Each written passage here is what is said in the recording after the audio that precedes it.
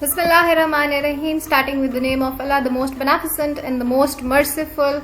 I welcome you again on the platform of Learning Management System MLS of Institute of Southern Punjab. I am Mavish Rizvi, serving as trainer and head ESF at Southern Executive Development Center. We are studying Module 1. The name of Module 1 is Success Mapping, and today we are going to study the topic that is very important. I'll start the topic with this quotation that you do your job, you keep your job, do it well, you get a better job.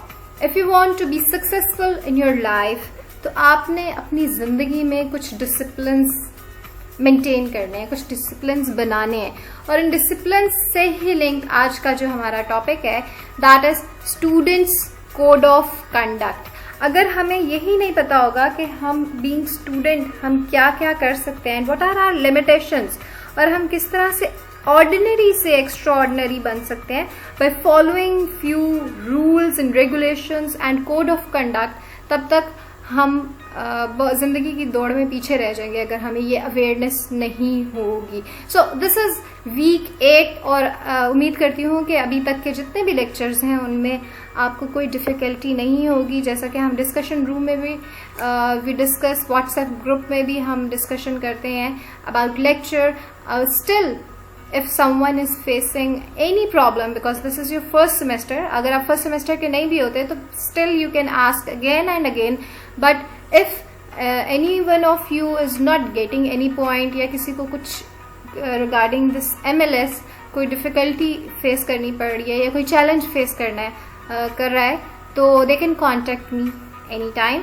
और अगर other than this lecture भी आपको किसी भी किस्म की counselling की ज़रूरत है तो you can contact me, you can contact any trainer of southern executive development centre. Let's start with the topic that is students code of conduct. Set of rules outlining the social norms and rules and responsibilities of a proper practices for an individual, party or organization.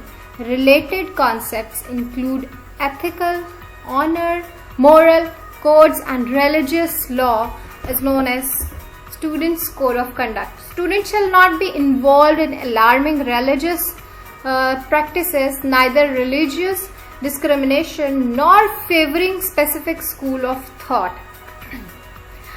हम अक्सर बैठ के कोई ना कोई discussion start कर देते हैं जिसमें हम कास्ट, क्रीड या कल्चर पे बात कर देते हैं, रिलीजन पे बात स्टार्ट कर देते हैं. तो इस तरह की किसी भी किस्म की किसी मुहिम में या किसी फोरम पे आप अवॉइड करें इस तरह की बात करने से, किसी भी स्कूल ऑफ थॉट को सेकंड करने से या फेवर करने से या किसी भी किस्म की इस तरह की डिस्कशन से आप बीइंग स्टूडेंट इससे दूर रहें. क्योंकि कुछ तंजीम होती हैं जो इसी मकसद के लिए स्टार्ट हो जाती हैं या इसी मकसद के लिए वो प्लेटफॉर्म बन जाता है जिसमें स्टूडेंट्स इन्वॉल्व होके अपना पाथ या कह लें कि अपना जो उनका वे है उससे वो डिस्ट्रैक्ट हो जाते हैं, और जो उनका अल्टीमेट गोल है यहाँ से सक्सेसफुल होके जाने का या फिर कोई भी गोल अचीव करने का, तो वो उससे डिस्ट्रैक्ट हो जाते हैं.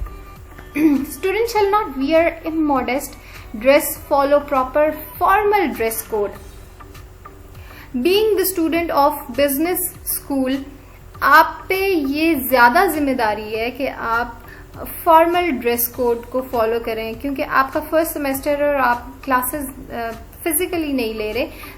अगर आप फिजिकली क्लासेस लेते तो आपको ये प्रैक्टिस ISP में की जाती है कि यहाँ पे स्टूडेंट बिजनेस स्कूल का स्पेशली, बाकी स्टूडेंट्स भी उनका भी ड्रेस कोड है and they use to follow that dress code, लेकिन आपके लिए इट्स फॉर्मल ड्रेस जो कि आपने क्लास में फॉलो करना होता है. एंड स्पेशली इन प्रेजेंटेशंस आपको बहुत ही प्रॉपरली फॉलो करना होता है अपना formal dress code. Formal dress code मैं आपको बता दूं, हमने पर्सनालिटी डेवलपमेंट में भी पढ़ा था कि फॉर्मल ड्रेस कोड क्या होता है. Dress pants, dress shirts and not.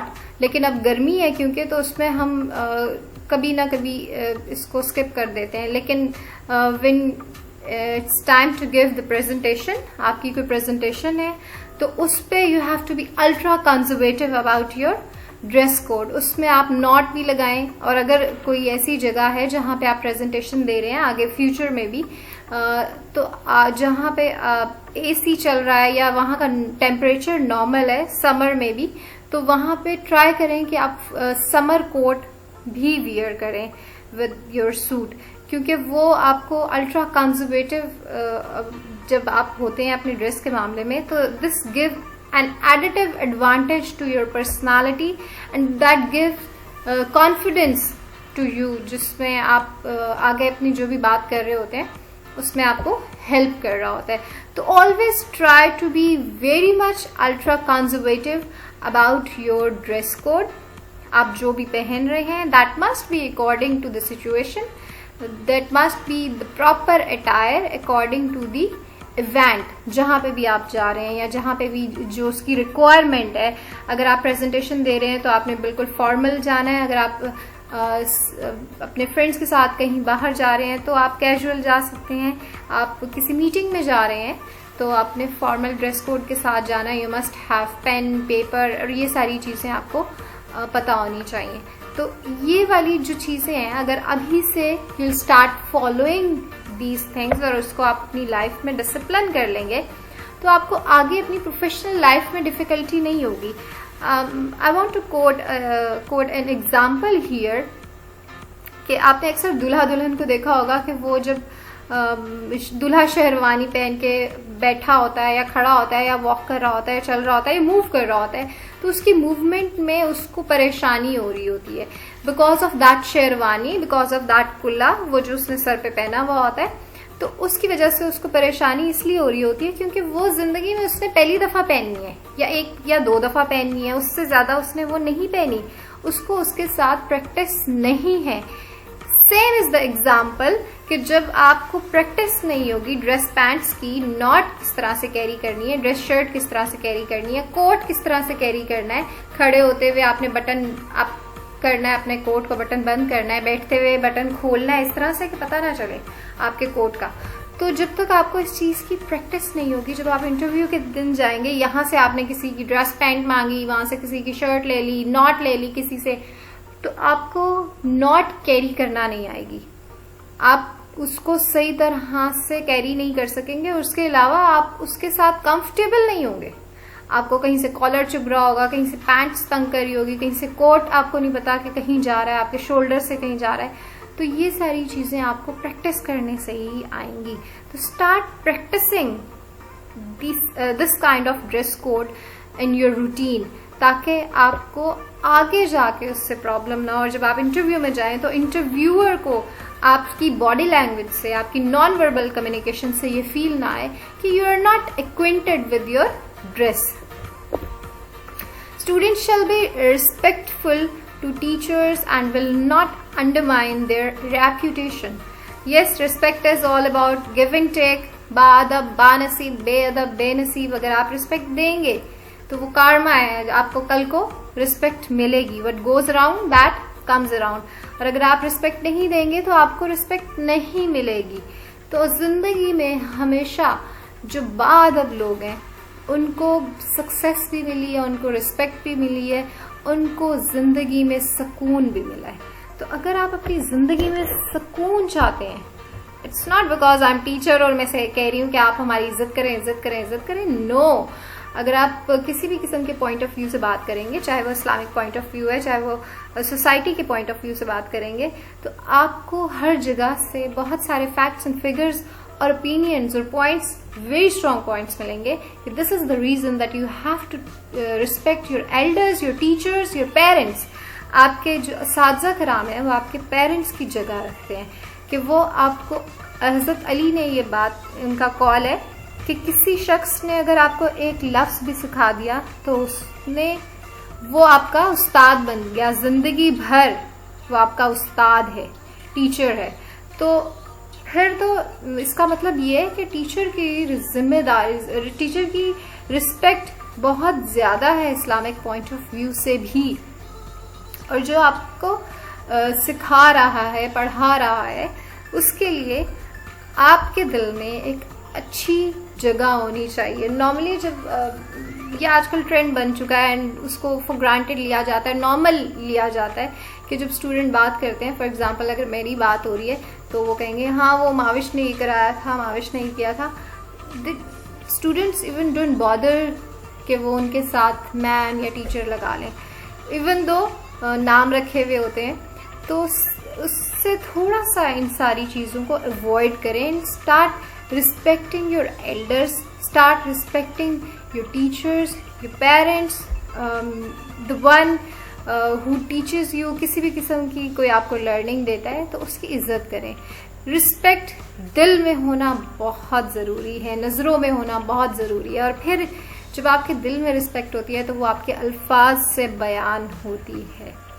तो स्टार्ट, अगर आपकी ऐसी हैबिट है भी, तो मैं ऐसा नहीं कह रही कि आप में से कोई स्टूडेंट है जो टीचर्स की रिस्पेक्ट नहीं करता, लेकिन क्योंकि बाअदब बानसीब बेअदब बेनसीब, तो इट्स योर चॉइस कि आपने क्या करना है। और कोई भी ज़िंदगी में सक्सेस को ठुकराना नहीं चाहता, और कोई भी ज़िंदगी में ये नहीं चाहता कि मेरी रिस्पेक्ट ना हो ज़िंदगी में। तो फिर आपने आज से, अभी से ये तहैया कर लेना है कि आपने हर एक को रिस्पेक्ट देनी है, specially to your teachers. Students shall not smoke at the campus, keep or carry weapons, narcotics and disturb peace and tranquility of the institute. अगर आप इस तरह की किसी भी सिचुएशन में इन्वॉल्व होंगे, किसी भी किस्म की हैबिट में आप पकड़े जाएंगे, तो दैट सीम्स वेरी बैड। सबसे ज़्यादा हमारे दौर में मुझे अभी तक याद है कि मुझे सबसे ज़्यादा, या हमारे स्टूडेंट्स को, मेरे क्लासमेट्स को सबसे ज़्यादा खौफ ये होता था कि कहीं हमारी पेशी ना हो जाए किसी भी ऑफिस में, किसी भी ऑफिशियल के सामने। तो अब I don't know the situation, लेकिन अभी भी ये वाली सारी चीज़ें, I guess this is very normal कि अगर आप कहीं भी किसी ऑफिस में इस तरह से जाएंगे कि वो आपको, आपकी एक्सप्लेनेशन कॉल होगी, तो दैट्स वेरी बैड। आपकी रिप्यूट पे, आपकी इज्जत पे बात है वो। तो आप बजाय इसके कि उससे छुप के करें, आप उस सारी चीज़ों से, उन सारी चीज़ों को अवॉइड करें। वैसे भी स्मोकिंग किल्स, सबको पता है। तो पहली बात तो ये कि आप स्मोकिंग करें ही ना, और अगर करें भी तो किसी ऐसी जगह पे ना करें जिसमें बाकी लोग डिस्टर्ब हो रहे हैं, क्योंकि पैसिव स्मोकिंग ज़्यादा इंजीरियस टू हेल्थ होती है। तो आप, और कोशिश ये करें कि जहाँ पे लड़कियाँ हैं, फीमेल है, वहाँ पे तो बिल्कुल भी ना करें। कैंपस में जो कि दर्सगाह है, पढ़ने की जगह है, वहाँ पे इस तरह की कोई भी आप एक्टिविटी करते हैं तो वो एक बुरा इम्पैक्ट जाता है, या वहाँ के इन्वायरमेंट को वो सारी चीज़ें सूट नहीं करती कि वहाँ पे स्मोकिंग की जाए, या वेपन लेके आया जाए, या किसी भी किस्म की इस तरह की कोई भी एक्टिविटी की जाए। तो हमेशा उन सारी चीज़ों से दूर ही रहें जो कि आपकी पर्सनालिटी को डैमेज करें या आपकी रिप्यूट को डैमेज करें। Students shall abide by all act of disciplines, and in case of commission of any act of discipline as detailed in regulation shall be liable to punishment according to the gravity of the offense. आपको सबको पता होता है कहाँ का culture क्या है। Culture कभी भी लिखा हुआ नहीं होता, रिटन फॉर्म में नहीं होता। We learn the culture from our society, from the seniors, from the people around जो वहाँ पे ऑलरेडी होते हैं, और उधर के तौर तरीकों से। एक तो वी लर्न फ्रॉम कल्चर, और दूसरा डिसिप्लिन, रूल्स एंड रेगुलेशंस जो रिटन फॉर्म में होते हैं। किसी भी इंस्टीट्यूट में आप जाएं, किसी भी ऑर्गेनाइजेशन में आप जाएं, किसी भी जगह पे आप जाएं, वहाँ के रूल्स एंड रेगुलेशंस हमेशा रिटन फॉर्म में आपको मिल जाते हैं। और जब आपको मिल जाते हैं तो इसका मतलब ये है कि you have to follow that. और अगर आप उसको फॉलो नहीं कर रहे, या किसी भी वजह से वो आप डिसिप्लिन से आउट हो गए हैं, तो फिर उसके अगेंस्ट आपको जो भी पनिशमेंट मिलेगी उसके आप खुद रिस्पॉन्सिबल होंगे। तो पहली बात तो ये कि आप, you all are very good. I believe कि आप सारे बहुत अच्छे हैं, जिससे मेरी जो बात हुई है। You all are very good, you are disciplined. तो इन सारी चीज़ों से तो वैसे आपका कोई लेना देना नहीं है, लेकिन आपकी अवेयरनेस के लिए आपको ये सारी चीज़ें बताई जा रही हैं। आज का जो लेक्चर है वो हम स्प्लिट करेंगे 2 लेक्चर्स में। इधर से आगे हम नेक्स्ट लेक्चर में पढ़ेंगे। अभी तक के लेक्चर में जो अगर आपको कोई बात समझ नहीं आई तो you can ask me in discussion room में आप मुझसे पूछ सकते हैं। उसके अलावा मेरी आप सबसे ये रिक्वेस्ट है कि जब आप अपनी असाइनमेंट बनाया करें तो उस असाइनमेंट को कॉपी पेस्ट नहीं किया करें। ट्राई टू लर्न जो आपको लेक्चर दिया जाता है, जो भी आप ये वीडियो होती है लेक्चर वीडियो में, आप उससे इस पॉइंट्स को नोट डाउन दैट पॉइंट और उसको नोट्स टेकिंग करें। नोट्स टेकिंग का मतलब ये होता है कि अपने अल्फाज में जैसे आपको समझ आ रही है वैसे पॉइंट्स बना लें और फिर उन पॉइंट्स को अंडरस्टैंड करें। सिर्फ सुने नहीं, अंडरस्टैंड करें। अंडरस्टैंडिंग डेवलप करने के बाद फिर आप असाइनमेंट बनाएं और आप जो असाइनमेंट बनाएं उसमें हर चीज सच लिखें। मतलब अगर मैंने आपके बारे में, जैसे फॉर एग्जांपल मैंने पहली जो असाइनमेंट दी थी that was about your personality, कि आपने अपना स्वॉट एनालिसिस करना है, आपकी स्ट्रेंथ्स क्या हैं, आपकी वीकनेसेस क्या हैं, what are the opportunities around और थ्रेट्स क्या हैं। तो आप में से बहुत सारे स्टूडेंट्स ने गूगल करके किसी की भी स्ट्रेंथ्स और वीकनेसेस, क्योंकि गूगल को माविश की स्ट्रेंथ्स और वीकनेसेस नहीं पता होंगी। अगर मैं लिखूंगी Mavish Rizvi strengths and weaknesses, Google को नहीं पता, तो वो मुझे पता है। I know myself very well, no one other can.